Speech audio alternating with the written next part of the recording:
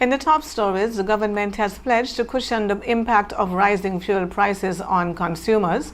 UN-backed troops have arrived in Haiti as the international response to gang violence on the island ramps up, and U.S. President Donald Trump says the United States' exit from NATO may be beyond reconsideration.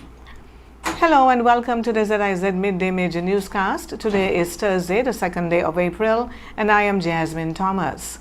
First on the local scene. Prime Minister Dr. Terence Drew says his government will endeavor to shield the public from the rising cost of fuel on the global market. The price of oil and gas has surged in recent days as the conflict involving the United States, Israel, and Iran continues to impact global markets.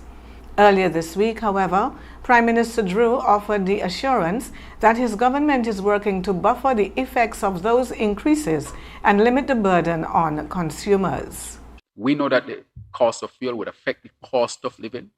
And this government will do all that it can to limit that shock from reaching our people. We will absorb as much as we can, as we did post-COVID, as we have been doing, to ensure that we protect our people from this shock. But these shocks will continue to affect us unless we get to energy independence and we get to the sustainable island state where we can produce our own energy here, our own water sources are reliable, food, and the other aspects of our sustainable island state agenda. The Prime Minister also pointed to ongoing efforts to strengthen the country's energy security.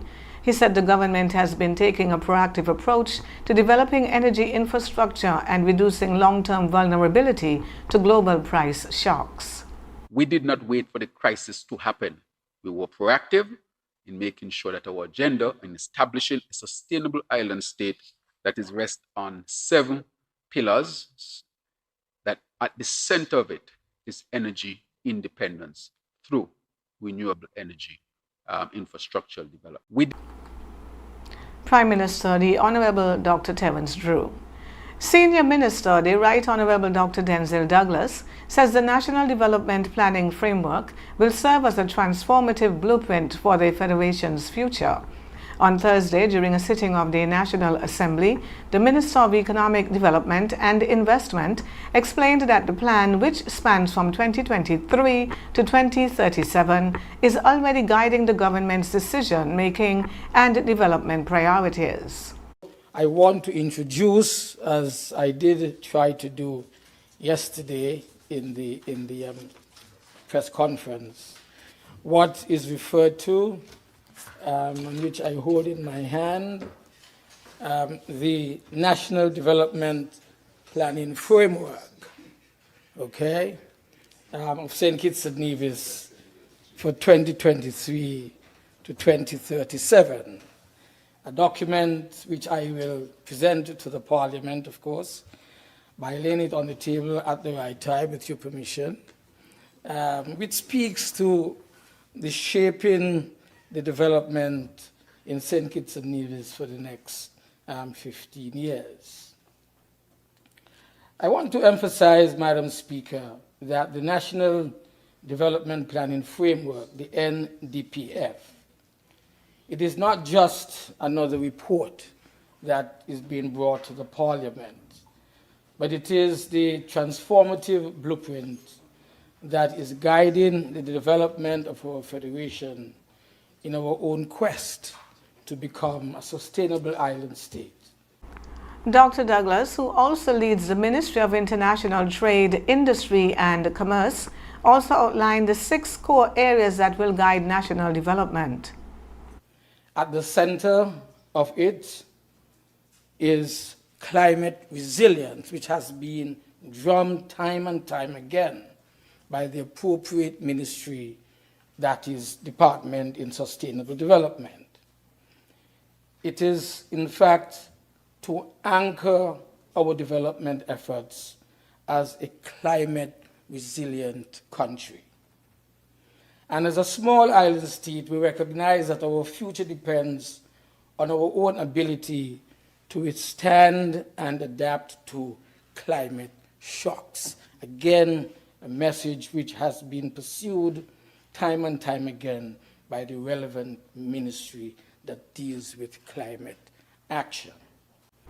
Presently, more than 700 initiatives have been reviewed, with approximately 40% already in progress across several government ministries. Dr. Douglas also announced plans for a new investment code aimed at ensuring that all investments are strategic, impactful, and aligned with national priorities. He added that measures are being implemented to reduce project delays, improve oversight, and strengthen data collection for better policy decisions. Despite global economic uncertainty, Dr. Douglas expressed confidence in the Federation's economic stability and investment potential. He highlighted key projects in renewable energy, agriculture, and tourism that are expected to drive growth and create jobs. Dr. Douglas also reaffirmed that the government remains focused on strategic planning and sustainable development. That investment into the Federation is strategic. That investment in this Federation is impactful. Investment in this Federation is aligned with our national priorities. The Honorable Dr. Denzil Douglas. Minister of Public Utilities and Energy Conwys Maynard made several major announcements during Tuesday's sitting of the National Assembly aimed at transforming the energy sector in St. Kitts and Nevis. Among them was the launch of bidding for a 50-megawatt solar farm in the Bastia Valley. I rise to make a few statements for the ministries that I lead. So thank you for your indulgence. I rise today, Madam Speaker, to inform this Honorable House and by extension the people of St. Kitts and Nevis of a historic, transformative, and very transparent milestone in the development of our Federation's energy sector. The official launch of the request for proposals for the Bastia Valley 50-megawatt solar photovoltaic and 30.5 megawatt battery energy storage system BESS project by the St. Kitts Electricity Company Limited, SCELEC. Madam Speaker, this initiative is not merely another infrastructure project by the Infrastructure Minister. It is a defining moment in our national journey, one that signals a decisive shift away from fossil fuel dependence and toward a cleaner, more secure, and more sustainable energy future as we build out our sustainable island state.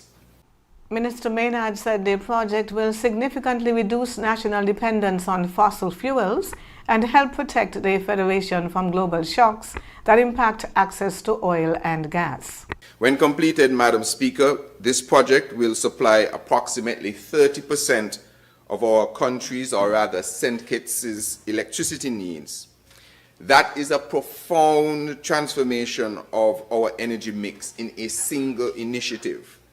It will significantly enhance our energy security, reduce our exposure to volatile international fuel prices, and place St. Kitts and Nevis firmly on the path toward achieving our 2030 renewable energy targets. The minister also announced that the citizen-centric Solarize program will begin on April 30 this year, offering homeowners the opportunity to reduce their energy costs. For the first time in our nation's history, households and businesses will be empowered and incentivized to generate their own electricity through rooftop solar PV systems and be fairly compensated for the excess energy they contribute to the national grid. What does that mean?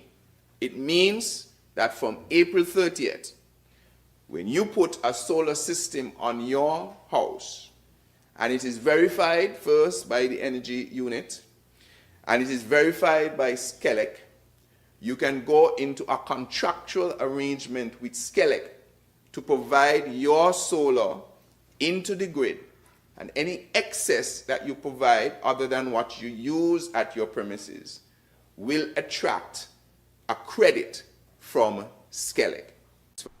The Honorable Convis Maynard. We now take a look at news on the regional scene.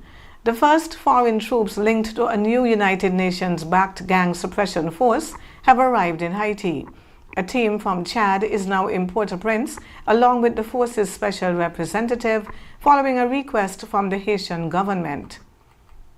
The deployment forms part of a new security effort approved by the UN Security Council, which will transition from the previous Kenya-led mission that struggled with limited resources.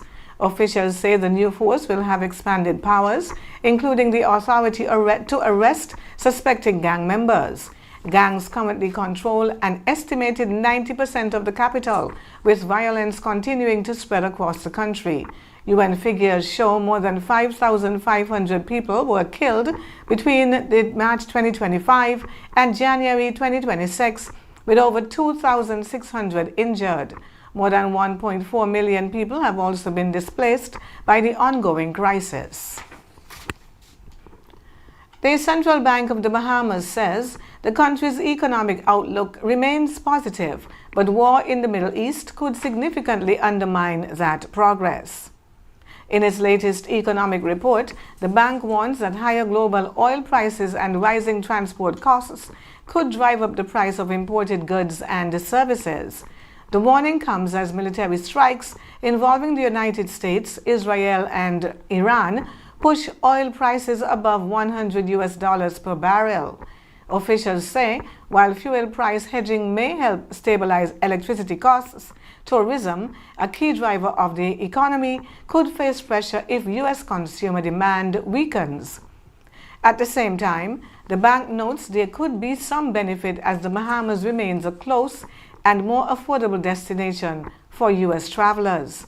The central bank says the economy is still expected to grow in 2026, with strong performance in tourism and construction, supporting job creation and government revenues. However, it warns that global interest rates increases and continued geopolitical tensions could create additional pressures. Officials add that foreign reserves remain strong and the banking system is well capitalized, providing a buffer against external shocks. And now for a look at news on the international scene. U.S. President Donald Trump says he is strongly considering withdrawing the United States from NATO as tensions grow between Washington and its European allies over the Iran war. In comments to a UK newspaper, Trump suggested a U.S. exit from the alliance may be beyond reconsideration. The remarks mark one of his strongest statements yet on NATO and come as divisions deepen over how to respond to the conflict in the Middle East. U.S. lawmakers from both parties have pushed back, reaffirming their support for NATO and stressing its role in global security. Under current law, any move to withdraw from the alliance would require congressional approval. Meanwhile, NATO Secretary General Mark Rutte is expected to visit Washington next week as diplomatic efforts continue to ease tensions. The dispute comes as European countries face pressure over the Iran conflict and rising energy costs linked to disruptions in the Strait of Hormuz. The Democratic Republic of Congo erupted in celebration after qualifying for the World Cup for the first time in more than 50 years. The historic moment came with a 1-0 extra-time win over Jamaica, sealed by Axel Tonzibi's goal in the 100th minute in Mexico. Across the country, people took to the streets dancing, celebrating and embracing in what many described as a rare moment of joy. The victory comes against the backdrop of years of conflict in the country's eastern region, where millions have been displaced by ongoing fighting. For many, the win provided a moment of unity and relief, with celebrations reported even in areas affected by violence. The last time Congo appeared at the World Cup was in 1974, when the country competed as Zaire. This time, the team returned to the global stage with a nation united in celebration. And now for a look at the weather forecast. A weak trough along with moisture and instability will continue to influence conditions across the islands over the next 24 hours. Today will be partly cloudy to cloudy with a high or 70% chance of localized showers developing. Tonight, expect partly cloudy to cloudy skies with a 70% chance of showers continuing overnight. Winds will be east-northeast at 9 to 26 kilometers per hour or 6 to 16 miles per hour, becoming lighter and variable at times. Seas will range between 1.5 to 2.1 meters or 5 to 7 feet with northerly swells. A high surf advisory remains in effect. Sunset today is expected to be at around 6:30, sunrise tomorrow at around 6 o'clock. And that brings us to the end of the Midday Major Newscast. Join us this evening for these stories and more in detail. Thank you for tuning in. I am Jasmine Thomas. God bless you.